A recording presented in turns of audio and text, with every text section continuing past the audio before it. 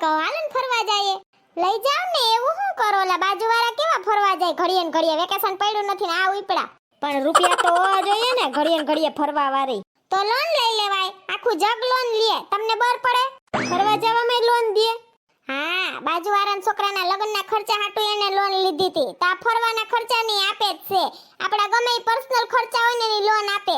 ના ભાઈ, કાગળિયાની માથાકૂટ કેવડી. ખાલી આધાર કાર્ડ ને પાન કાર્ડ પરથી 50,000 થી લઈ રૂપિયા 5 લાખ સુધીની લોન આપે હેલી કન્સલ્ટન્સી વાળા.